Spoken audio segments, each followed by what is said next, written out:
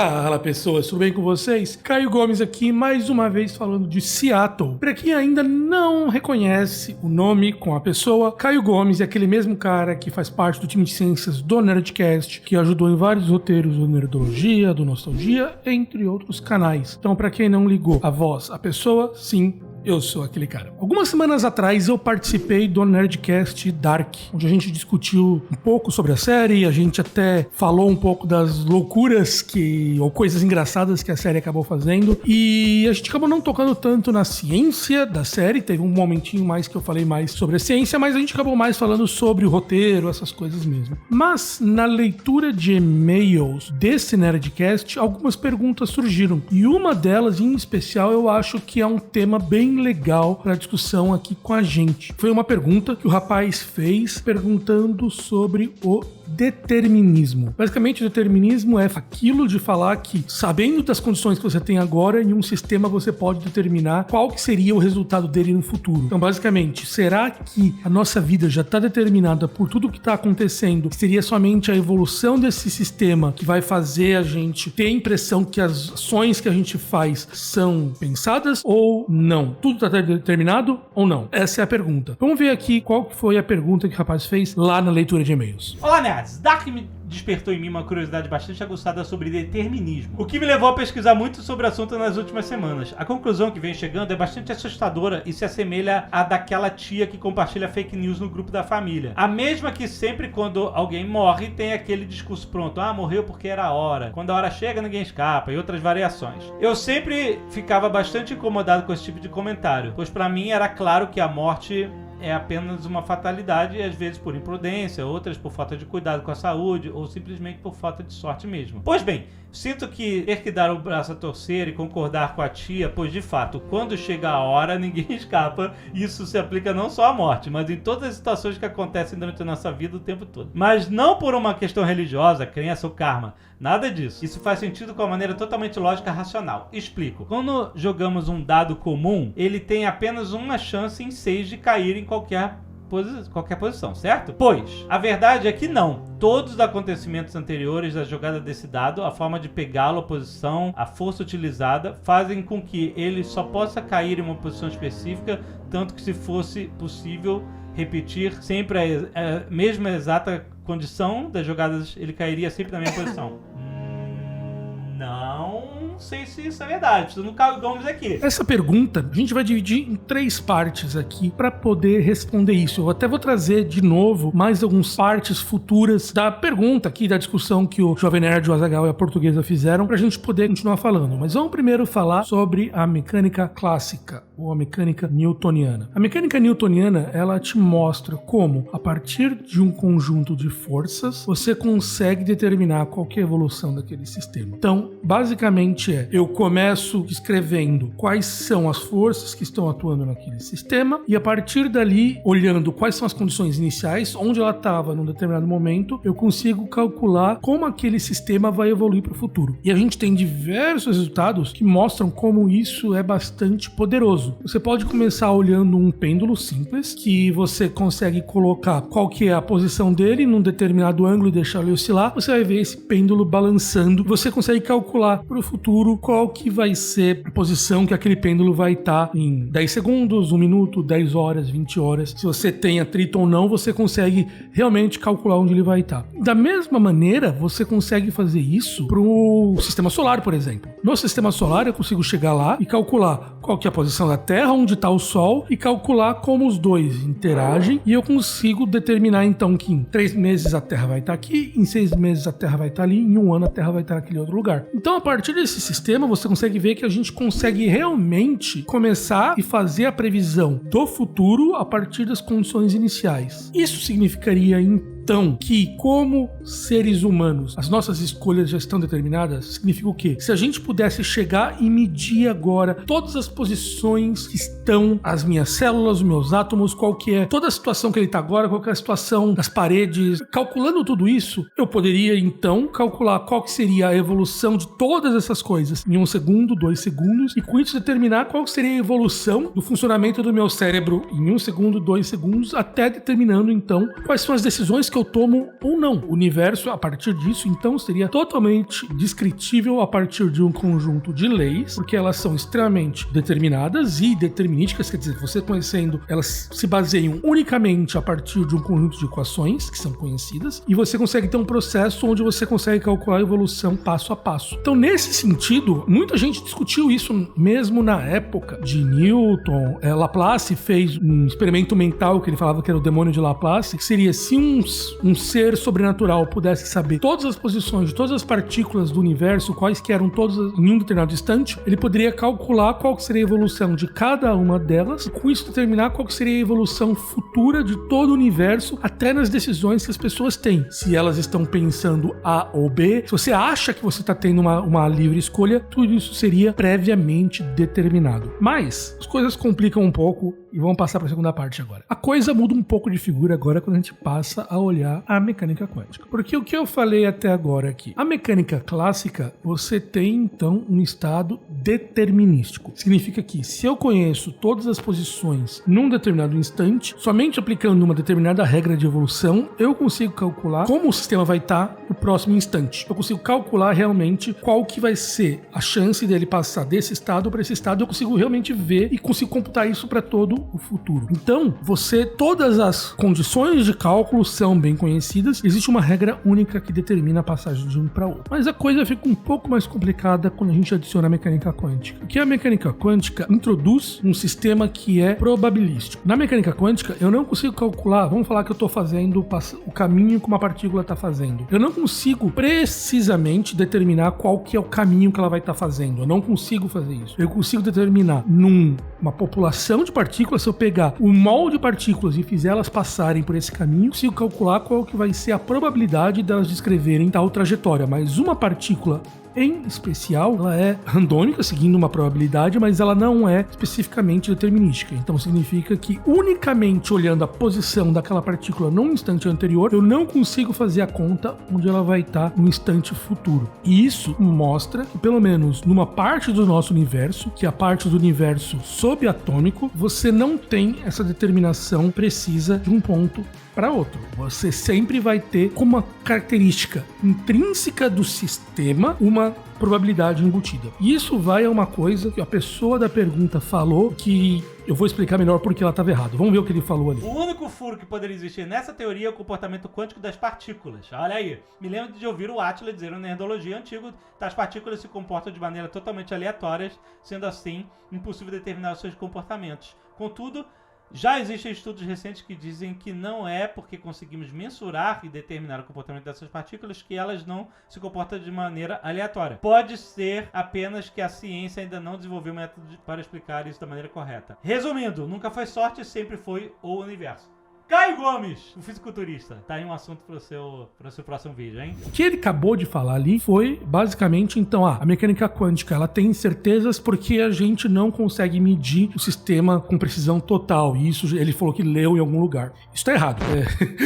Basicamente, o que ele está dizendo é que a incerteza da mecânica quântica surge porque a gente não tem precisão suficiente para medir o sistema. Isso é um problema que foi resolvido lá pelos anos 50, 60, 70. É o problema dos estados ocultos da mecânica quântica. Basicamente, a ideia que as pessoas começaram a pensar era exatamente isso. Será que existe algo por trás da mecânica quântica que a gente não está vendo? E que isso é o que causa essa incerteza? Então, será que existe um grupo de partículas, um grupo de variáveis ocultas que a gente não consegue medir e a gente então enxerga o sistema como randômico porque a gente não está conseguindo enxergar essas variáveis. Um cara que foi muito famoso pensando sobre isso foi um físico americano chamado David Bohm. Diga de passagem, até deu aula na USP do Brasil. Ele teve que fugir na época do macartismo, mudou dos Estados Unidos para o Brasil. E ele era um grande defensor disso. O grande nome que meio que provou como isso funcionaria é um cara chamado Bell. Ele é um físico onde ele desenvolveu uma teoria que mostrava condições que a mecânica quântica teria que obedecer se ela tivesse variáveis ocultas. Então, basicamente, ele foi lá e falou, se existem variáveis ocultas, esse experimento vai ter que ter um número menor do que X. Foi isso que ele determinou fazendo isso, que são as desigualdades de Bell. E depois existiram diversos experimentos que foram fazer essa medida. O Bell esteve envolvido em várias delas. Em especial, teve um cara chamado Alan Aspect, que foi o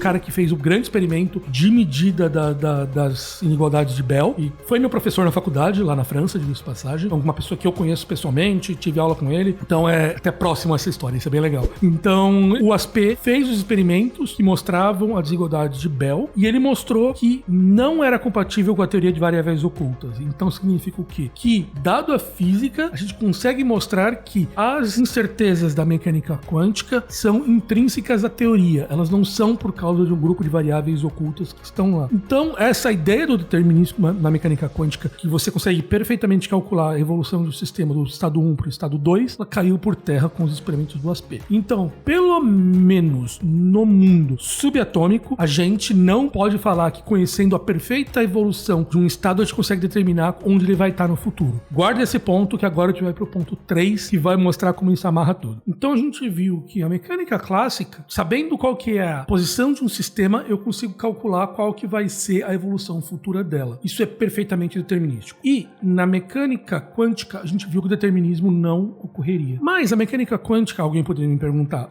ela é válida somente para as pequenas distâncias, para partículas subatômicas. Então, será que isso afetaria a nossa evolução do universo? Então, será que talvez no mundo subatômico o mundo não seja determinístico, mas no grande mundo macroscópico ele seja? E aí vem uma coisa que foi talvez uma das grandes revoluções da física que ocorreu nos anos 60 e que é a chamada teoria do caos. O nome teoria do caos, ele é muito mal interpretado pelas pessoas. Então, quando uma pessoa ouve caos, ela normalmente imagina uma coisa bagunçada, uma coisa que é uma zoeira para todos os lados, tudo misturado e tal. Na matemática, caos significa outra coisa. Caos, em matemática, é sensibilidade às condições iniciais. Mas, Caio, o que isso significa? Vamos lá, vou explicar isso para vocês agora. Vamos voltar naquele exemplo do pêndulo que eu falei lá no início do vídeo. Eu pego um pêndulo e deixo ele oscilando para frente, para trás, para frente, para trás, para frente, para trás. Agora, se eu chego e coloco um segundo pêndulo, mas eu vario só um pouquinho, por exemplo, a posição inicial dele. Então, em vez de... eu vou lá e faço uma variação de 0,1 grau na posição da onde aquele segundo pêndulo vai estar. E solto os dois para oscilarem. Quando eles começarem a oscilar, eu vou ver uma coisa bem interessante, que o primeiro e o segundo pêndulo vão ficar sempre mais ou menos próximos. E quanto mais próximos eles estiverem, mais similares eles vão continuar sendo para o futuro. Então, significa que saber a posição do pêndulo 1 me dá uma informação sobre o pêndulo 2, mesmo que a posição inicial dele seja levemente diferente, e isso vai me permitir saber, a partir do pêndulo 1, uma certa aproximação onde o pêndulo 2 vai estar por toda a evolução temporal futura. Então, significa que se eu mudar um pouquinho ou a posição inicial ou a velocidade inicial, isso não vai me trazer grandes diferenças para a evolução daquele sistema. Eu vou saber onde ele vai estar. Mas, nos anos 60, um cara chamado Lorentz, um meteorólogo, ele estava fazendo experimentos tentando entender como medir a evolução temporal, a previsão do tempo, né? Então ele tinha lá uma tabela com uma porrada de variáveis, temperatura, pressão, umidade, velocidade do vento e outras coisas assim, eram 12 variáveis, de passagem, e ele pegou as equações que descreviam a evolução dessas variáveis, então eu tenho 12 variáveis de 12 equações, e ele estava desenvolvendo um sistema computacional para poder calcular ela. Então ele foi lá, pegou, viu quais eram as condições de uma determinada medida que ele queria fazer, botou o sistema para calcular e, sei lá, foi tomar banho,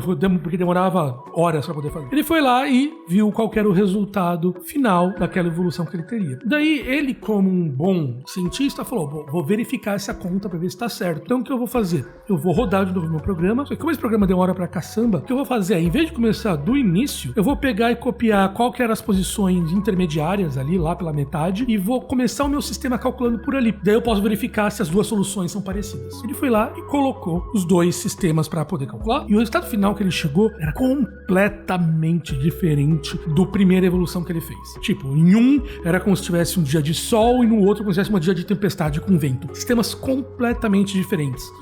E eles começaram mais ou menos, no metade eles eram iguais. A primeira coisa que o Lorentz pensou foi que existia um problema na máquina, chamou os técnicos, verificaram, não tinha problema nenhum. E aí o Lorentz percebeu uma coisa muito interessante. Nos primeiros passos, as duas simulações estavam indo muito próximas, mas depois de alguns passos, elas começaram a divergir. Uma começou a ficar muito diferente da outra. Então ele percebeu que elas começaram mais ou menos iguais e se distanciaram. E aí o Lorentz percebeu uma coisa também. A impressora que imprimia os resultados parciais, ela usava 3 casas decimais nas variáveis. E o computador interno calculava com 6 casas decimais. Então, quando ele entrou a segunda simulação, ela era levemente diferente da primeira. E ao ser levemente diferente, elas evoluíram para situações e para resultados completamente diferentes. E isso é o caos. É o que fala o seguinte, que se eu tenho um sistema que ele tem uma determinada condição, um sistema caótico, ele vai, se eu te fizer uma pequena alteração minúscula entre as condições iniciais do primeiro sistema para o segundo sistema, eles vão divergir de maneira que vai alterar completamente o resultado deles. E a partir de um, eu não consigo dizer nada pela situação do outro. Então, como eu falei, em um você tá sol e no outro você tá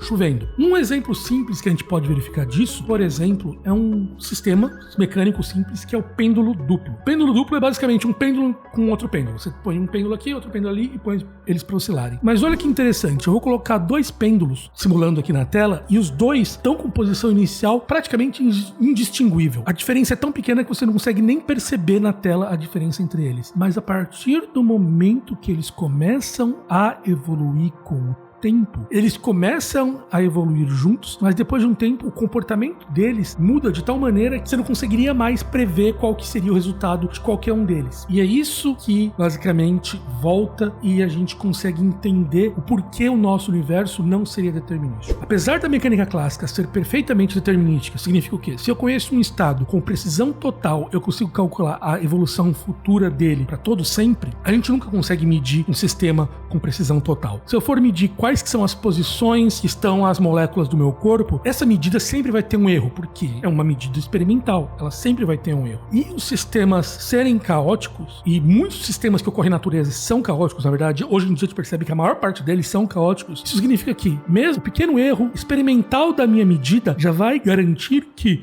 eu só vou conseguir determinar qual que seria a evolução por um curto período de tempo. Depois disso, as duas soluções iam divergir, que uma não me permitir ter mais nenhum tipo de previsão sobre a outra. Então você consegue perceber que nesse tipo de coisa, só o fato da gente ter que medir já cria uma situação que quebra nossa capacidade de previsão. Soma-se ainda que mesmo sistemas caóticos podem ocorrer na mecânica quântica. Então significa que somente o fato de você ter uma incerteza natural que ocorre na mecânica quântica, você já cria uma situação onde medidas não são precisamente feitas, então você consegue automaticamente já perder o seu poder de previsibilidade pro futuro. Então olha que interessante, a gente está falando aqui que só o fato da gente ter um sistema que a gente não consegue medir com toda a precisão, a gente já não consegue determinar. Ou seja, a gente pode ter um sistema que é perfeitamente determinístico, mas o nosso poder de previsão sobre esse sistema é limitado. E não tem nada que a gente possa fazer. Eu posso melhorar minha precisão, mas isso só vai aumentar o tempo que as duas soluções vão ficar mais ou menos próximas e logo depois elas vão se divergir também. Se eu faço uma medição super precisa, isso significa só que em vez de manter minha capacidade de previsão de 2 minutos, eu vou conseguir manter em 4 minutos, 5 minutos. Depois disso, já não seria mais possível. E isso significando que eu tenho uma medida muito precisa. O que eu acho interessante nessa conversa é isso. A gente tem que passar por 3 pontos e entender que sim, mecânica clássica é determinística, mas o fato de ela ser determinística não significa que ela é perfeitamente previsível, porque toda a natureza é sensível em condições iniciais. Um exemplo que a gente pode falar, eu falei do sistema solar há pouco, que Newton foi lá e fez as medidas do sistema solar com grande precisão. Mas, no entanto, não obstante, a gente sabe que o sistema solar não é só o Sol e a Terra, tem outros planetas. E todos esses outros planetas medindo, eles criam uma situação caótica também. É o famoso problema dos 3 corpos. A qualquer sistema gravitacional com mais de 3 corpos, a não ser em condições extremamente específicas, ele é caótico. Então significa que, mesmo olhando o nosso sistema solar da maneira que ele é agora, a gente tem uma previsão de 10 milhões de anos ali que ele vai se manter estável dessa maneira. Mas depois disso, a gente não consegue mais ter previsão e sistemas que podem surgir, que você vai ter cometas aparecendo que a gente não previu, que você vai ter luas escapulindo que a gente não previu, nada disso é mais simplesmente previsível a partir das medições que a gente tem agora, porque naquele ponto as equações já se divergiram tanto que basicamente a gente não consegue mais fazer as previsibilidades de uma para outra. Então, sim, nosso sistema é determinístico, mas não significa que a gente consiga prever o futuro por isso. Então, isso não significa que a partir de sabendo agora a gente pode saber qual que vai ser o futuro. E isso não é só um problema de medida. A mecânica quântica traz uma incerteza natural para esse tipo de acontecimento. Interessante aqui, ó. Então você vê como o Dark trouxe toda uma conversa pra gente, como entender se o futuro é determinístico ou não e se chegou a hora de alguém morrer, como o rapaz lá do vídeo fala. Beleza? Então, ó, espero que vocês tenham gostado desse bate-papo. Se vocês gostaram, deixa aqui o like, inscreve no canal, deixa um comentário aqui embaixo pra saber o que vocês acharam. E logo, mais vídeo aqui no Fisiculturista. Beleza? Então ficamos por aqui. Aquele abraço e